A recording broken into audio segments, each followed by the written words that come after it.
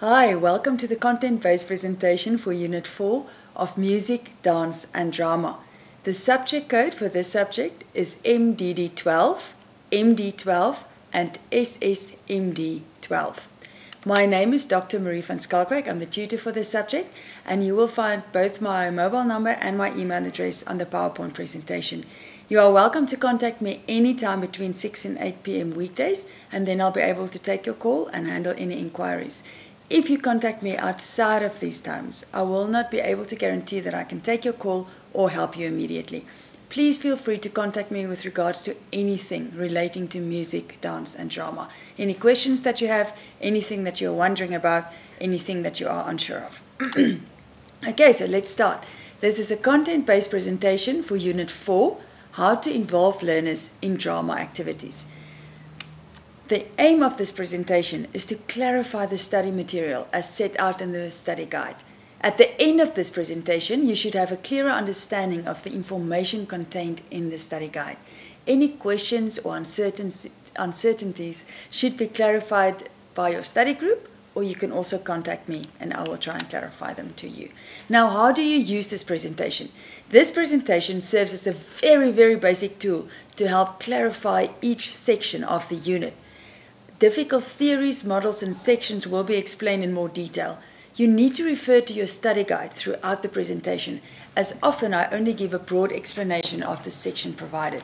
This means that while you are watching this, I want you to have either your hard copy of your study guide or the soft copy of your study guide on your Kindle available at all times so that you can refer to the text. Now, why am I doing it like this? I'm going to explain to you. Your entire syllabus of music, dance and drama is like a story. It has a beginning, a middle and it has an end. So in order to get the bigger picture, in order to know what the whole story of music, dance and drama is about, you need to start reading your study guide at the beginning, entirely through, and end at the final unit. If you only take sections out of the study guide to read or only sections out of the study guide to study, you will never understand the full picture, which means that you will never be able to understand how that little section that you studied actually fit into the whole. That will make it difficult for you to understand the work, it will make it difficult for you to differentiate the work, and it will also make it difficult for you to give the correct information at any specific answer in the exam. Now, the units also work like a story. The units also have a beginning and a middle and an end. That means that you have to read the entire unit in order to realize what this unit is about. Once again, if you only take a little bit here, only read a little bit there, you'll never get the bigger picture. So you'll never get a fuller understanding of what the unit is about. So that is why we're also starting with this at the beginning and then going towards the end. Now, if this was a subject that you would have gone to a university where you have daily classes, this would have been a 6-month subject that you would have gone to class for about 3 times a week. During these classes, the theories, the models, the sections, everything would have been explained to you. You would investigate it. You would engage in the theory practically. But unfortunately, that is not the case with distance education. With distance education, the onus rests on you, the student, to do all these things by themselves. And also for this reason, I can't give you the syllabus via YouTube or via the video that we are doing now, as I would have done it were we in a situation where this was a day-to-day class. Okay? This is why at sections which are rather straightforward, which is easy to understand, I'm just giving you a broad idea of what that section is about. That means I give you a bigger picture and then you can fill in the details. Okay, so if you are ready, we can start. Now, what Unit 4 is about? Unit 4, all about how to involve students in drama activities, and Unit 4 explains that educational drama is a creative process that allows learners to explore the full potential of drama as a learning process. Now, if you think back to the presentation on Unit 1, we had that whole long list of the aims and benefits of studying drama, and that fits into that first section. Actually, it fits into quite a lot of those 5 sections of the aims and benefits of studying drama.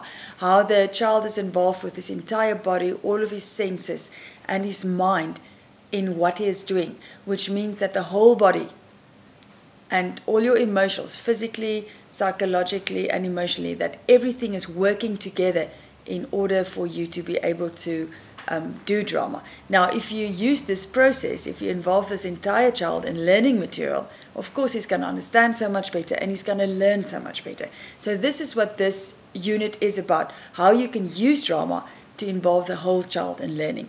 Now, learners through drama, they explore themes, relationships, conflicts, issues and ideas in an imagined and thus a safe context through playing characters, engaging in role play and improvisations and etc. Now, what this very difficult sounding sentence is just telling you that because drama is make-believe, it's an imagined world, a fictive world that you are creating. It's a safe space that you can explore difficult issues, difficult ideas, and quite often things that can make you very sad or very scared. But because it's not real, because this world that you are creating through drama is only in your imagination, you know that you can't get hurt. So you feel safe to explore these things. And it's the same with your learners. So you can introduce themes and ideas that learners can explore in drama that you will never be able to engage them just in a real world situation in class. So if you think about this, then drama is actually a very powerful tool for you to be able to use in your classroom. Now, the learning outcomes, there are about 10 learning outcomes for Unit 4, and that means that at the end of the unit, once we've worked through this unit, you should be able to do the following 10 things. You should be able to discuss and demonstrate how to involve learners in drama activities through the use of different props and techniques such as dramatization, role play, costumes, masks, body image, body awareness, and body experience. You need to be able to discuss and demonstrate how to involve learners in miming. For example, mime games, mirrors, mime daily activities and animals, mime moods and abstracts like fire and calm. Okay? Abstract just means it's something that's not literal. For example, if I ask you the word calm, for example, the example that's given here, that's an abstract thing. So it's not something that you can necessarily easily draw like you would be able to draw a video camera, for example. Okay, so that's what's meant by abstract. And we're going to continue now with the learning outcomes, the things that you should be able to do. You should be able to request learners to act by posing happy, sad, angry, and scared faces. You should be able to discuss the use and value of costumes, masks, and props. You should be able to discuss and demonstrate the role of voice and movement in characterization. You should be able to play or act out characters in daily situations. You should be able to dramatize a story using puppets. You should be able to explain how to plan and train learners for a complete music and drama show. You should be able to discuss how drama activities could be used in many subjects to make learning interesting and participative. And the last thing that you need to be able to do, you need to be able to explain to learners how knowledge of non-verbal communication can help you interpret more accurately feelings and motives of other people. Now, if this sounds like you won't be able to do it at the moment, don't despair. At the end of this presentation, I'm sure that you can understand all of these things a lot better. Okay, so we're going to start at Unit 4.1, how to involve pre-primary or senior primary learners in drama activities. Now, this section starts off with a question of what is drama? And that, of course, is a very good question that many people has tried to answer and not always agree with one another on exactly what drama is. Your study guide gives you the following working definition of drama. It is the making of a story through enactment, and then this entire section explains to you how this definition of drama, the making of a story through enactment, fits into the curriculum of pre-primary and senior primary learners. Okay, so enactment means you are acting something out. So the making of a story by acting it out. Okay, that's what that phrase means. So I want you to go through this section and then fill in all the details, keeping in mind that the entire time what this section is trying to tell you is that drama is making a story by acting it out, and how you can use making a story by acting it out into the curriculum. Okay, it also gives you forms, or you can also forms, the other word for forms is types of drama, and that includes improvisation, movement, mime, storytelling, theater, puppetry, clowning, etc. Okay, so the forms or the types of drama is just the different things that you can do with drama. Don't let that confuse you. We're moving on to the next section. This is the contribution of drama to a learner's development. Now this section gives you a list of how drama can contribute or aid or help a learner's development. Okay, you can go through that by yourself. It's a rather straightforward section. I just want to make it clear that you should not confuse this section with the aims and benefits of drama education as set out in Unit 1. So this is the contribution of drama to a learner's development. The section in Unit 1 is the aims and benefit of drama education. Please make sure that you know the difference between those two phrases, otherwise you are going to get confused in the exams. We are moving on to role play and improvisation. Now, in this instance, role play and improvisation are actually used interchangeably. So for this section, role play and improvisation is the same thing. Now, in both role play and improvisation, learners act out a story or a scene, and they make up the story and the dialogue as they go along. Okay? This means they're putting on the spot and they are just talking. It's not something that they have read and studied and now they are using somebody else's words. They are using their own words to act out the story. Now, the advantage of this is that they are able to use their own command of the language to express and explore a character's meaning. Not all of our students have our English mother tongue or have a very good command of English. However, through improvisation and role play, they can use their own understanding of their language. In other words, how well they can speak the language, their command of the language, to express themselves and to explore these meanings. So in that instance, it's a role play and improvisation is a very, very good exercise to get students to act out something, and you will also be able to get their real feelings, their real emotions, because they can use their own language. Now, role play and improvisations can be based on a story, or it can be an entirely new scene that you are creating. The rest of this section gives example of role play and improvisation games such as random sound stories, follow your nose, and status pictures. Make sure that you go through that. Your study guide is very clear on what it is. It illustrates it beautifully, so you can just fill in the gaps there for yourself. Then we are going on to something called beanbag voice projection. Now, this is a bit of a tongue twister, I think, if you say it far or quickly 3 times, beanbag voice projection, beanbag voice projection. You can actually try it at home. Maybe you are better at that than me. But what that section describes is the beanbag voice projection is an exercise or a game that teaches learners to project their voices. Now, what does it mean to project your voice? This is my normal speaking voice, okay? I don't know when I said something just now if you could actually hear anything, because that was my normal speaking voice. The speaking voice that I'm using now, I'm actually projecting my voice. It means that I'm making it louder in order for it to go a bit further. Okay, that's what projecting your voice means. Now, projection is a very, very important part of performing arts, because if somebody can't hear you in the theatre, they won't know what you're saying and they won't get the gist of the entire play. So it is important for you to teach your young learners to project your voice. Now, projecting your voice or being able to make yourself heard, which is what we can call projection, making yourself, the ability to make yourself heard, is a skill that will actually benefit your students and yourselves later in life as well, okay? Even in a class situation, if you think about it, if you can't hear a student's question, then you can't answer it. So this is a very, very nice exercise to teach them how to do it. Your study guide tells you how to do it in detail. You can go through that by yourself. Then we go into dramatization and role play. Now, the role play that we are talking about now is not the same role play and improvisation that we spoke about in an earlier section, okay?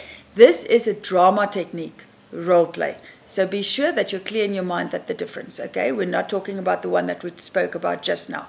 Now, the role play, the drama technique that we are talking about now, this involves adopting a specific role. For example, a soldier or a shopkeeper or an assistant or a dancer or a mother, anything that you can think of, any social role, okay, that is adopted. Now, whilst the child is playing this role, the child also does all the things that the person who would portray this role in real life carries out or would normally do.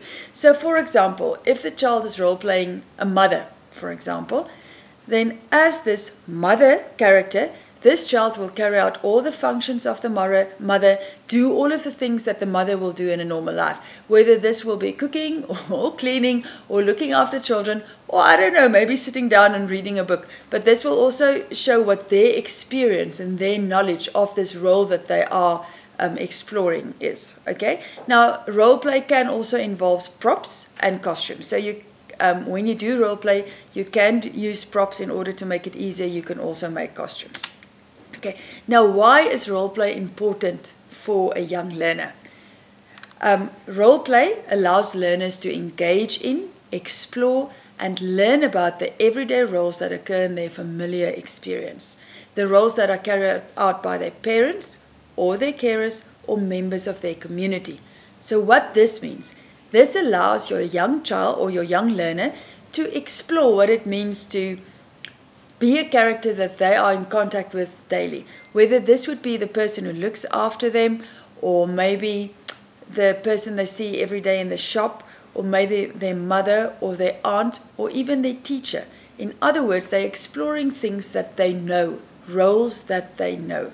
Okay, and how it is to be that. Secondly, role play is important because it allows learners to express their emotions, positive and negative, in appropriate ways. Okay, now what this means is that during role play, as the young learners or the children are using their own voices, okay, their own command of language, to express their feelings. If they don't like something somebody else is doing, they can actually tell them, I don't like this. And that is a positive way to express your emotion. If you tell somebody, I don't like what you're doing, instead of hitting them like they might have done in real life, or throwing a tantrum. Because this is a fictive world, because they are portraying somebody else, they have the opportunity, and because they have to speak, they have the opportunity to express their emotions in positive and negative ways. And in this way also, role play exercises is also very therapeutic for children. Now, role play also allows children to explore their own self-image and their own identity. It helps to build self-esteem. In other words, while they are exploring the roles that other people around them are playing, this helps them to know who they are, what their identity is. The fourth importance of role play, it plays an important part in the development of skills. Now, whether this skill that they are developing is communication or listening skills, but it actually develops skills as well. Then the natural role play that arises out of play in the early years is the starting point for much future drama work. So while they are playing at drama, they are actually let's try that again. While they are playing at doing drama at this stage, they are actually preparing themselves for doing drama. I'm very scared to call this proper drama, but let's call it more mainstream drama at a later stage in life. Now, role play can be encouraged through exercises and games such as home corner, dressing up, small world play, and designated themed role play areas. All of this is discussed and expanded upon in your study guide, so please refer to your study guide to fill in all the gaps and all the details that was not provided by me for this section. I'm going to move on now to the section on costumes and masks. Now, the difference between costumes and masks is very easy. Costumes is the clothes that an actor wears, and a mask is the object the actor wears over their face. They can't be confused, okay? I'm hopefully not going to wear my dress over my head, and I'm hopefully not going to wear the masks over my legs, okay? So that is the difference. Costumes, the clothes that an actor wears, and the mask is something that they put over their face. Now, costumes can provide information on occupation, social status, gender, sense of style, and the conformation tendencies of a character, okay? So the way that a character looks, the clothes that they wear, gives you a lot of information about the character that's not necessarily said in the drama. Now, costume can do also the following six things, okay? It can reinforce the mood and the style of the production. This means that, say for example, we are doing a play on the 16th century, okay? Then if we wear costumes that reflect the clothes that they wore in the 16th century, that's going to set the style. So you're going to see that you're in the 16th century, you're going to see these costumes, you're going to know that's going to set the mood, if you understand what I'm saying. It distinguishes between major and minor characters. So the more elaborate a costume, quite often, the more important a character is in a drama. It can suggest relationships between characters. For example, you can have a play with a man and a wife, and both of them can wear green shirts, so that way you know that there's a relationship. If everybody else is wearing red shirts, then you know there's relationships between characters. Okay? It can also change a character's appearance. For example, if I put on my glasses, which is part of costume, I hope that I'm going to look a little bit smarter until you realize that there are no glass in the glasses, and then I'm just going to look stupid. So it changes the appearance. It can also suggest changes in a character's development in age. In other words, if you have a play which requires the character, or which tells the story of a character that starts in his 20s and that goes on until he's in his 60s, okay?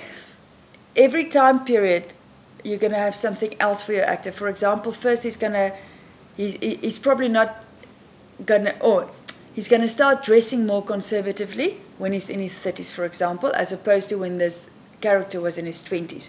When he's in his 40s, maybe he's going to start wearing glasses.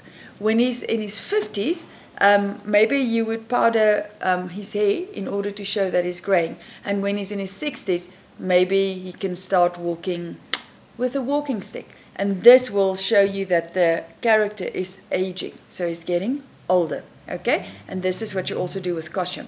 Now, costumes can also be objects of beauty in their own right. Some costumes are unbelievably beautiful to look at. They are works of art, okay? And this is what this last thing is telling you, that a costume can also be a work of art, because quite often there's a lot of work that goes into the costumes. And if you think about a local artist or an African artist, like for example Nathaniel, he's a stand-up, not a stand-up comedian, but he is somebody that does one-man shows. Every single piece of costume that he wears is a piece of art. So maybe go look that up on the internet. Type his name into a search engine and look at his costumes. His costumes are so well known for their beauty and their things that there was actually a book given out just on the costumes that he wore on stage. So costumes can have all of these following, or all of these different reasons for being there. Your study guide gives you more information, so you can fill in all the blanks that I left out. You can fill in your study guide. I'm moving on to the preparation for the drama activity, or drama for elementary actors. Now, what this section is describing is how you can engage learners in drama activities using pieces of costume. It's very straightforward. You can go through that by yourself. Then we're going to the section called Acting is Pretending. Now, this is also a very straightforward question. A very straightforward section. The broad explanation of this, or the broad aim of this section, is that it aims to explain how you can use everyday play as drama activities, and how you can use this everyday play to incorporate drama activities in an educational setting, like, for example, your classroom. Then we're moving on to body image, body awareness, and body experience. Now, body awareness allows a learner to control their body without appearing clumsy or careless. And as your learners develop, for example, if they are going through puberty, the changes that happens in their body is quite often a challenge to their body awareness, because all of a sudden maybe they're growing a bit taller, or maybe they are growing breasts, or they're growing a bit thicker, or their voices are changing. So all of these things make that they don't feel as secure, as confident in their bodies as they used to, and also they don't know what their bodies can do. So any games like body puzzle, Simon Says, head, shoulders, knees and toes, when you point and label body parts, all of these games which are expanded upon and explained in your study guide, this helps with body awareness. So as your students, or as your learners gradually get older, it's actually still a good idea to play all of these games with them in order to help them with their body image and body awareness. I'm moving on to section 4.2, how to involve learners in miming. Now, miming is when you act out a character without using words, okay? So you're acting out a story, you're not speaking, but you are doing the movement. And this is what miming is in a nutshell. Now, mime can happen while a teacher reads out a story aloud or describe a scene, or it can just happen in silence. In other words, what this means is that you can read a story and students can do the actions. This is mime. But you can also ask a question.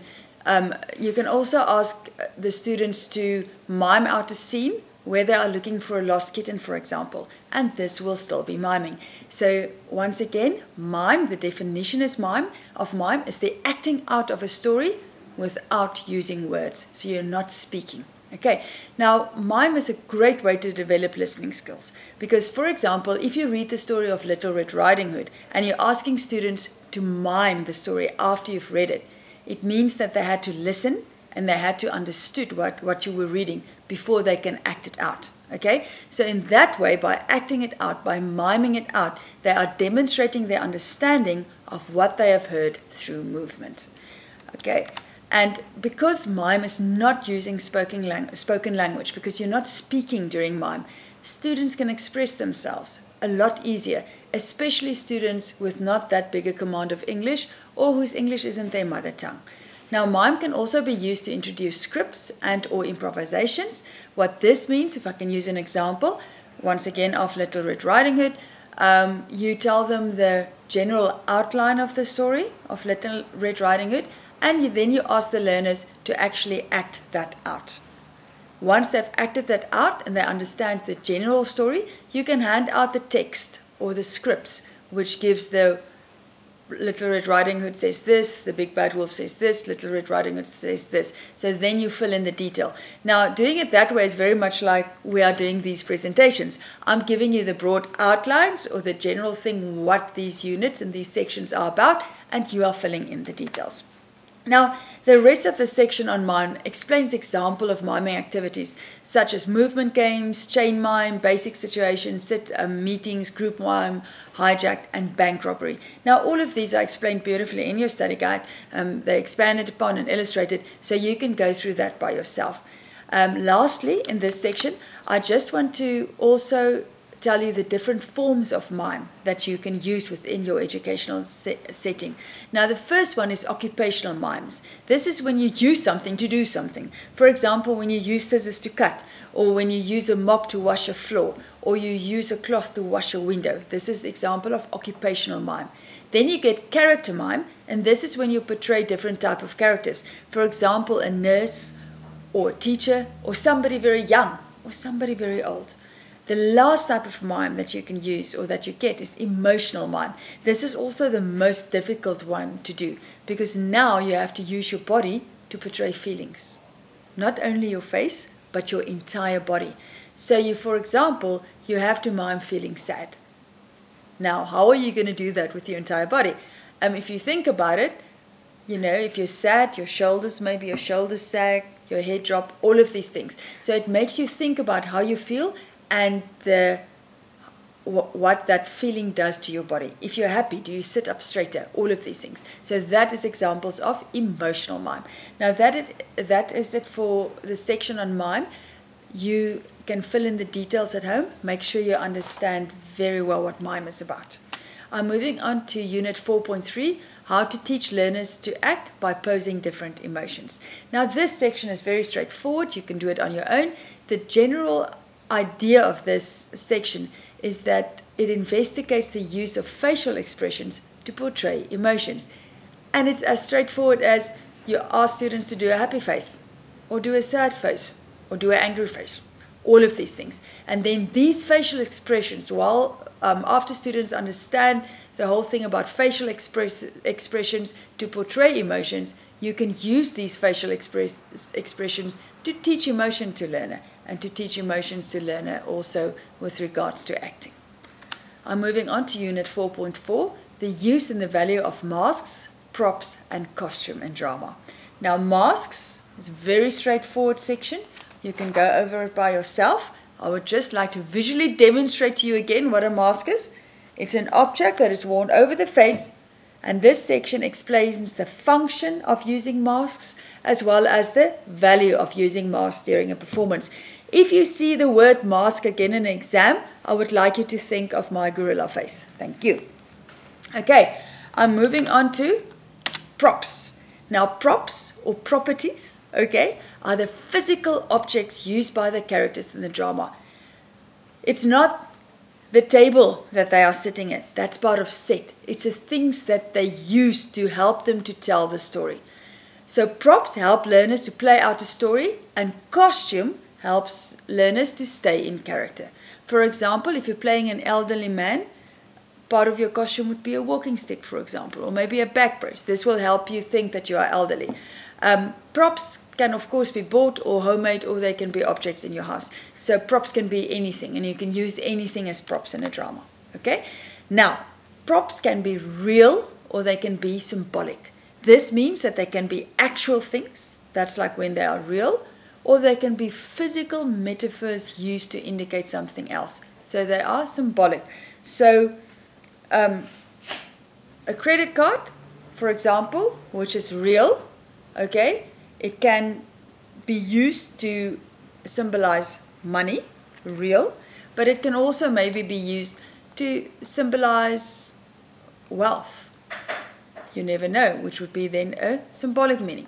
Now, for a real prop, this is an example. If you are talking about a knife and you take out a knife and you say, just like this one, that's the real use of a prop in a drama.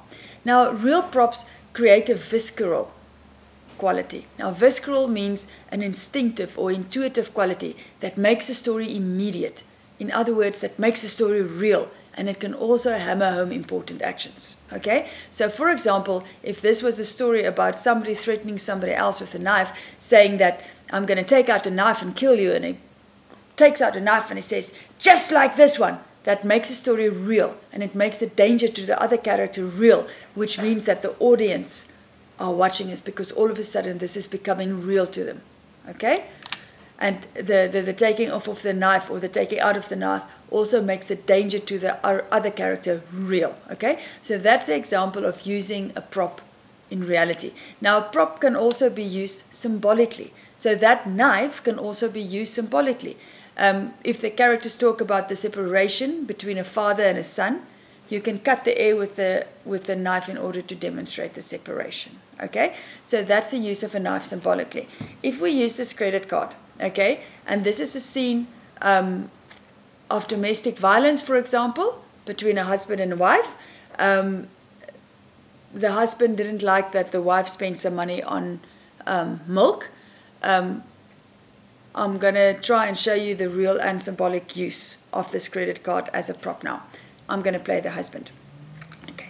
I'm telling you now, if you once more use any money of mine without asking, I will crush you and throw you away. Okay? So that, the showing of the credit card was the real use thereof. And the moment that I've bent it, that should have symbolized the menace, but then also the violence and what he will do to the wife. So that's the use of real and symbolic, if you excuse that little skit. Okay, now props can also help to manage the timing, as they have a very powerful impact on the actor's words. Okay, for example, when I said I would crush you, and I bent the credit card and I threw it, okay, that hammers home the latent violence and the latent danger that there is to the wife. So they hammer home that point, okay? They can also be used as a hook to drag the audience into the performance, okay? For example, if you go to a play, and the play is about somebody looking for treasure, and at the front of the stage, on the right side, there where the characters can't see it, there's a treasure chest, okay? That is going to make the audience wonder the entire time, while the actors on stage are looking for treasure. But what is in the treasure chest, okay? What are they going to use it? What's going to happen? So that drags the audience into the play, wondering what's going to happen, because of the treasure chest that's used as a prop, okay? So it brings a sense of concrete reality into the fantasy. So that is the section on props, okay? Please go through it in your study guide, fill in the details, make sure you know what a prop is, okay? Now I'm moving on to costume. Now, costume is the clothes that we just said that the actors wear, okay? Now, if I put on my glasses again, okay? This is part of my costume. I might use my glasses because maybe my character can't see very well, or maybe I want to give my character glasses because I want to portray that they're an academic, like for example a professor or a doctor. Okay? However, you can also use costume to totally transform an actor's appearance. And I'm showing this to you because I also want to show to you that you don't necessarily need to spend huge amounts of money in order to transform simple things into costume. So I'm wearing a green dress, okay, which maybe looks a little bit militaristic, I hope, but the moment I put on my hat, just by putting on my beret, I can actually transform my outfit or my dress that I'm wearing into a military uniform, and now people will believe it that I am a general or a major or whatever just by putting on that. So this is just showing you how you can just use simple elements of costumes, just one thing, in order to transform an actor into the character. Okay, you can, the section on costume is very straightforward. You can go through that on your own and fill in the detail. Then I'm moving on to Unit 4.5, the role of voice and movement in characterization. Now this section explains why the correct use of voice and movement is very important when you are doing drama. It provides information on how to develop the correct use of a character's voice, namely, for example, the tone of your voice. So the tone of your voice needs to be appropriate. If you are playing somebody whose mother just died, you are not going to sound like this. You need to sound appropriately sad. So that's the tone of your voice. You also need to think about the volume of your voice. Remember, we spoke about projection during the beanbag voice projection exercise. So in other words, are you audible to the audience? And this is also important, for example, when you are doing a stage whisper. The audience still needs to hear you even though you are whispering. Okay? Then also the pitch of your voice. How high or how low your voice is according to the portrayal of your character. For example, if you are playing a menacing character, then you are probably going to want to lower your voice.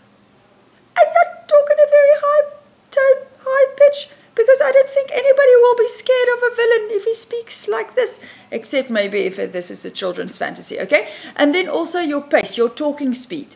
Are you speaking too fast? Are you speaking too slow? Because also this portrays a lot about your character. An old person would probably think, in order to find a word, for example, a younger person talks much quicker, much faster. So you have to think of the pace of your voice and then also the clarity. If you speak like that, nobody will be able to hear what you are saying. So you need to be clear, you need to form your words clearly. So clarity is important. So all of those things are important when you develop a character's voice. And all of that is also described in your study guide in further detail. Now, this section then lastly deals, after it tells you how important movement is, how important voice is, it deals with gesture in defining the term, and also giving examples thereof. And also why gesture is important when you are doing drama. All of it is very straightforward. You can go through it on your own and then fill in the gaps. I'm moving on to Unit 4.6, Characters in Daily Situations. Now this section describes 2 games that can be used to help learners learn about characterization. Characterization is just how you portray your character. For example, if you are playing a mother, you have to walk like a mother, talk like a mother, do like a mother, move like a mother. So this section just gives you 2 games that you can play with your learners in order to help them with characterization. It's straightforward, you can go through that on your own. I'm moving on to section 4.7, how to dramatize a story using puppets. Now, I have brought an example of a puppet today to show you.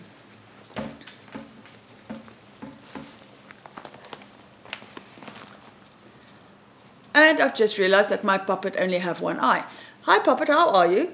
I am doing very well, thank you very much. What are we doing here today? This is an example of a puppet, okay? Please do not confuse puppet and props. The props is the credit card that I used just now. That's an example of a prop. This is an example of a puppet, okay? Now, learners enjoy talking to puppets, and they enjoy making puppets talk. So puppets are ideal for dramatizing stories. In other words, acting out stories. Okay? Many stories and activities are suitable for the use of puppets. And students can make their own puppets in class as a simple craft activity. And when you allow students to make their own puppets, it reinforces and practices the language of instruction. Now, as we all know, instruction is a very important part of language development and of listening skills. Students need to be able to listen, hear, understand, and do. So if you do a craft lesson on how to make puppets, you are actually developing those skills of the students as well. Now, there are several types of puppet that you can make. They can have moving mouths, they can have moving parts, they can just be still, it doesn't matter. But you have to choose a puppet that's suitable to your story, so it has to fit in your story, your resources, in other words, what you have to make the puppet, and your learners. In other words, what will appeal to them, what will fit to them. So you can make any type of puppet as long as it's suitable to your story, your resources, and your learners. Now, many puppets can be made with recycled or junk material, like, for example, you can make stick puppets, finger puppets, hand puppets. The possibilities are endless. Okay? So if you are ever in the exam asked how to dramatize a story using puppets involving your young learners, this is the information that I want you to give. Okay? The second half of this section gives you instructions on how to create a puppet play with your learners. Okay? And that tells you how to write it, how to rehearse it, and all of that. So go through that and make sure that you can distinguish about the creating a puppet play with your learners and involving your learners in dramatizing a story using puppets. I'm moving on to section 4.8, how to train learners for a complete music and drama show. Now, this is a very, very straightforward section. You can go through that on your own. And what it's just telling you, it's just telling you how to plan or to rehearse or to perform a music and drama show. It gives you a production checklist, which tells you what you have to do and what you have to look out for and all of these things. Now, many of us, most of us, I think, actually, hasn't been fortunate enough to go to a real theatre performance in a traditional theatre setting. So it's quite often very difficult if you hear people talking about tech rehearsals or sound cues or lighting or all of these technical terms in drama. This checklist actually explains all of those technical things very well to you. For example, the word cast.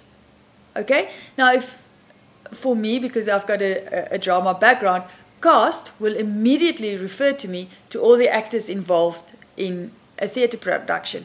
For people that does not have a drama background, cast may actually refer to when they cast your arm, when you've broken it.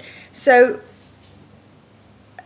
if you go to the production checklist, for example, under cast, they will tell you the 3 questions that you have to tick off in the production checklist is, are there enough characters for most of the actors? Do all the learners have meaningful and significant work to contribute? And how are you going to arrange your scenery and work with lighting and music and all of these things? So if you just look at this production checklist and you look at the questions that are given under each of these technical terms, it will explain to you what that term is. Okay? So even though you've never been in a theatre before, you should be able to understand what all of these is. If there's anything in this production checklist that you don't know the meaning of, that you're not sure of, or you don't know the value of, or you don't know the purpose of it in a drama performance, please put that to your study group or contact me so that I can clarify that to you. Okay, I'm going to move on to Unit 4.9, how drama activities could be used in many subjects to make learning interesting and participative. Now, this entire section hampers back to that whole thing of the aims of and benefits of drama that we've done in Unit 1. Also, how it's beneficial for learners that we've done earlier in this section. And how you can use it. We've also discussed in this unit earlier how you can use drama to make learning interesting. So this actually focuses on that. Not only how to use your drama in the classroom, but also how to use drama for other subjects. For example, English or mathematics. How you can use it to teach those subjects and to make it more interesting. And like we've said earlier, because drama involves the whole child, okay, it makes learning so much more easier. And it just helps them to make sense of maybe difficult things that they don't understand. So the unit is very straightforward. You can go through that on your own. Okay, we're moving on to Unit 4.10, how knowledge of nonverbal communication can help you to more accurately interpret feelings and motive of other people. Now, nonverbal communication is when communication takes place through the sending and receiving of wordless, and this is usually visual clues. Okay, so in other words, two people are communicating, but they are not speaking. Okay, and this has nothing to do with mime. Okay, this is non-verbal communication. For example, if somebody says something really stupid and the other person just goes like this, that communicates exactly how that person feels about what the other person just said without using any words, okay? And you will often see these gestures as part of normal everyday conversations that people have, okay? And the rest of this section and this entire section has to do with nonverbal communication, why it is important to know about it, and it discusses it in more detail. You can go through it, it's very straightforward. And that is actually the end of Unit 4. I hope that you understand this entire unit a bit better now, and that you are able to differentiate between props and costumes and, what have I left out? Masks and puppets, because I know that quite often students have a little bit of trouble telling them apart. Okay? Now the learning activities, the study guide provides you with learning activities at the start of each unit. So at the beginning of each unit, it gives you learning activities or questions. Now after you've watched this presentation, I hope that you will have a clearer picture of what the unit is about, and then I want you to go to the unit and start at the beginning and read through it like a story to the end. Okay? Once you've done this, I want you to complete those learning activities. So answer those questions. Once you've answered them, go to the end of your unit, at the last page of your unit, there's feedback on learning activities or answers to these questions. Check what you have written, what you have answered, and check the feedback. If these are the same, you are understanding the question and you've understood this unit. If they are not the same, I want you to go back to that section that deals with that particular learning activity in the unit, read through it and see if you can see where you misunderstood something or maybe where you missed something. Okay? If you can't find that, put that to your study group and see if you can get an answer there, or contact me and then I will gladly help you. Thank you very much, and that's the end of Unit 4.